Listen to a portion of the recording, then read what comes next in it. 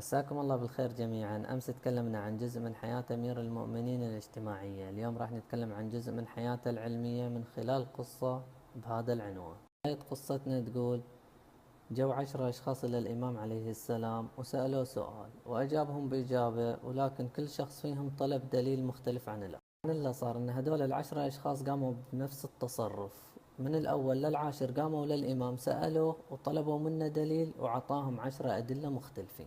سؤال: ليش هم تصرفوا بهذا التصرف؟ هل ما اقتنعوا بالدليل الأول للتاسع علشان العاشر قام، أو إليهم هدف ثاني وعدهم نية مبيتة إلى الإمام؟ سؤال انطرح على الإمام علي عليه السلام: أيهما أفضل، العلم أو المال؟ فأجابهم بالعلم، وكل واحد قال له: ما دليلك؟ وراح أجيب لكم العشرة أدلة الآن. كان الدليل الأول أن العلم ميراث الأنبياء، والمال ميراث قارون وهامان وفرعون.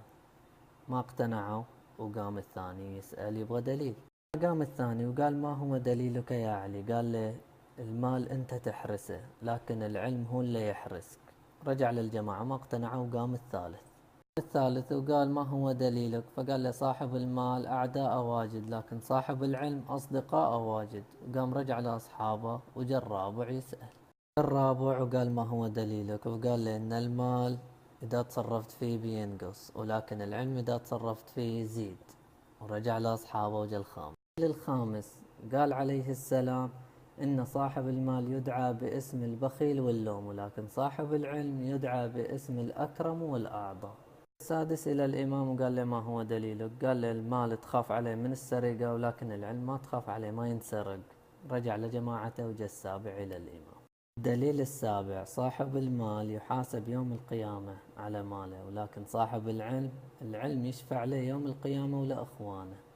الثامن وقال له: ما هو دليلك؟ قال له: المال على طول المدة ومرور الزمن ينمحي أو ينطمس، ولكن العلم ما ينمحي ولا ينطمس مع مرور الزمن. طبعا الجميل في الموضوع بعد ما خلصوا من العشرة أدلة قالوا: صدق رسول الله حين قال: أنا مدينة العلم وعلي بابها.